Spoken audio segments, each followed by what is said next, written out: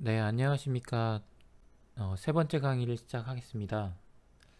지난 시간에는 그 통계의 기본적인 개념을 말씀을 드렸고요. 그리고 이 데이터들을 요약할 수 있는 요약값들 중에 센터, 중간값이나 평균, 그리고 스프레드는 얼마나 데이터가 퍼져 있는지에 대해서 배웠습니다. 이번 시간에는 데이터가 어떻게 생겼는지 에 대한 개념인데 쉐입이라고 하는데요. 쉐입에 대한 그 대표적인 요약값으로 스큐니스가 있습니다. 샘플 스큐니스인데 식을 보면 이 Z가 앞에서 배운 그 Z 스코어, 그러니까 어, 표준화시킨 어떤 값인데요. 평균을 빼주고 스탠다드 데비에이션으로 나눠준 값인데 이 z-값은 이제 보통 정규 분포에서는 평균이 0이고 표준 편차가 1로 이렇게 표준화가 된 그런 값이라고 보는데 이게 3승이에요. 3승이면 마이너스는 더 마이너스로 가고 플러스는 더 플러스로 가게 되겠죠. 그래서 어떤 데이터가 생긴 게 이제 0을 중심으로 해서 이제 얼마나 퍼져 있는가도 되겠지만 얘 만약에 어떤 모양이 있을 경우에 그 모양을 더 두드러지게 만들어주는 효과가 있는 겁니다. 마이너스 플러스 쪽으로 해서.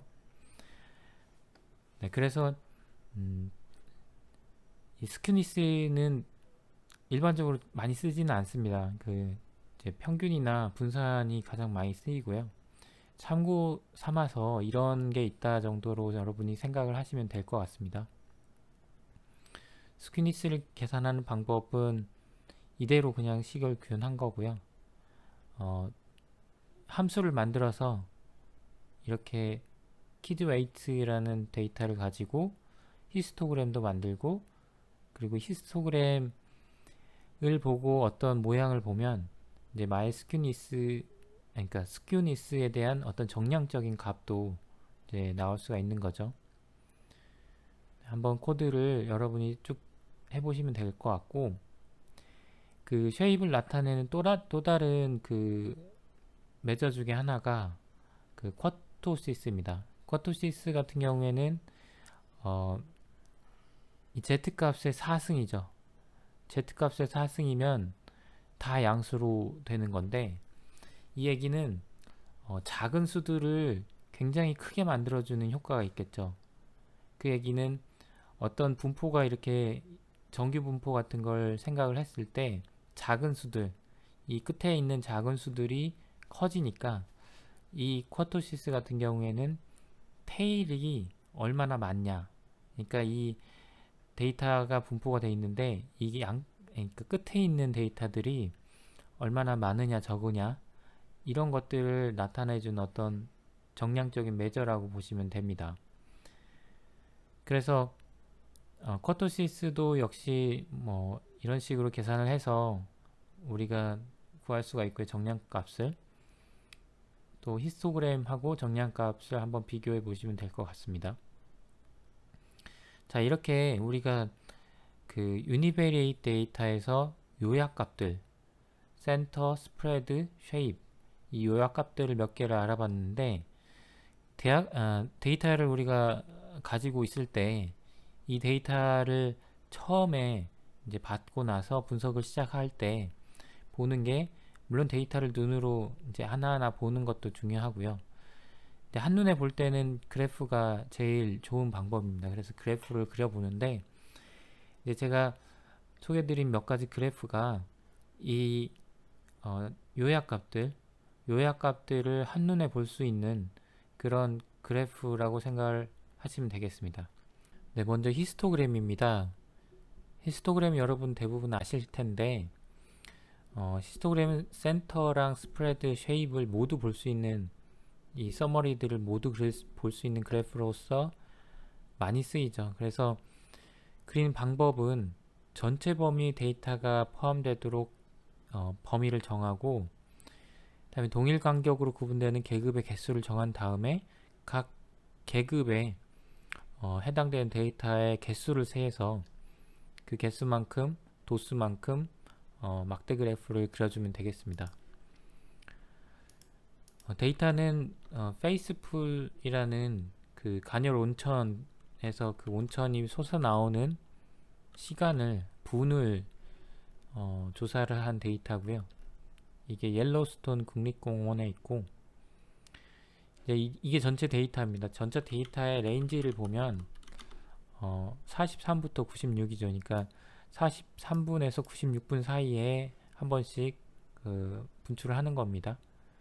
여기서 이제 계급을 정할 때 이렇게 시크라는 함수로 계급을 5개 간격으로 정하면 40부터 100까지 이렇게 간격이 정해지고요. 그리고 컷이라는 함수는 해당하는 값들이 어느 범위에 들어오는지를 나타내 줍니다. 그래서 실제로 이 아웃 값을 보면 마지막 게 70에서 75죠. 이 마지막 값이 74입니다. 74는 75에서 70 사이에 있기 때문에 이렇게 변환이 된 건데요. 이게 이제 열려 있는 거고 이게 닫혀 있는 표시인데 이 말은 그 70은 포함이 안 되고 75는 포함이 되는 이런 그 기호입니다. 여러분이 알아두시면 좋고, 그리고 여기서 이제 테이블이라는 함수는 정말 그 이 데이터들이 공통된 것들, 그러니까 반복수, 반복돼서 나타나는 것들의 카운팅을 해주는 거예요.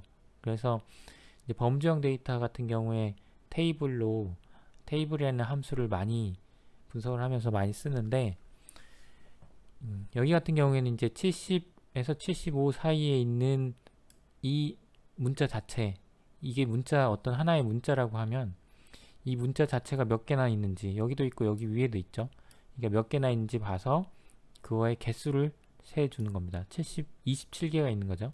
이 얘기는 이 구간에 데이터가 27개가 있다는 뜻입니다. 그래서 유용하게 많이 쓰이는 그 함수가 테이블이라는 데이터니까 알아두시고요. 자, 이거를 이제 그래프를 그려보면 히스토그램이 나옵니다. 그래서 히스토그램 같은 경우에는 여기다 그려서 그렇게 한번 보시면 지금 이렇게 구간별로 도수가 나타나죠. 쉐입도 보이고 얼마나 퍼져 있는지도 알 수 있고, 그 다음에 대략적으로 평균, 가운데가 평균이겠죠. 센터도 볼 수가 있는 그래프라 우리가 많이 사용을 하고 있습니다.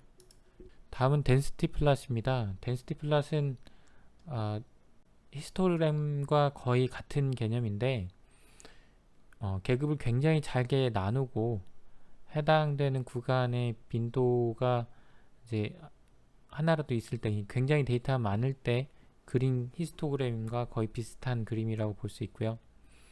모양은 같은데 대신에 그 도수값을 한 게 아니고 도수값 전체로 나눈 값을 그린 그림이죠. 그래서 거의 이런 선분이라고 보시면 되고, 확률이랑은 다릅니다. 왜냐하면 덴시티 플롯의 이 밑에 면적은 더하면 1이 되는데 확률은 1이 넘어갈 수 없죠. 근데 y값이 확률이 아니고 덴시티라는 거 1을 넘어갈 수가 있습니다. 왜냐면 그냥 직사각형만 생각을 했을 때도 밑변이 1보다 작을 때 당연히 높이가 1보다 커야 넓이가 1이 되겠죠. 어쨌든 그 덴시티랑 확률은 다른 개념이고 또 다음에 설명드릴 기회가 있을 겁니다. 코드를 한번 보시면 이제 키드들의 이제 어떤 몸무게를 우리가 덴시티 플롯을 한번 그려보겠습니다.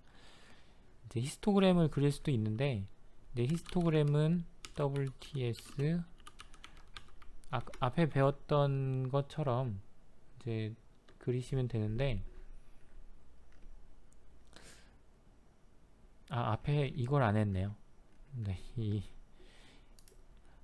예, 여기서 일단 다시 좀 말씀을 드리면, 히스토그램은 히스트라는 함수를 쓰시면 되고, 히스트라는 함수를 쓰시면 이렇게 계급값별로 도수가 막대 그래프가 그려지고요. 옵션들 브레이크스를 이제 20개로 쪼갤 것이냐 아니면 뭐 100개로 쪼갤 것이냐 이걸 정해주시면 그 쪼개주는 그 계급 구간만큼 이 빡대 그래프가 생기게 되고요. 만약에 구간이 데이터가 없으면 이렇게 비게 되겠죠. 그리고 프리퀀시를 해주면 덴시티로 됩니다. 그리고 메인 텍스트도 바꿀 수가 있고, 그 다음에 xlim 같은 경우에는 이제 그래프 그릴 때 공통적으로 여러분이 그 x의 리미테이션, 그러니까 범위를 0부터 100까지 준 거죠. 그리고 역시 y도 y 범위를 ylim이라는 값으로 0부터 0.1까지 이렇게 설정을 해서 그릴 수가 있습니다.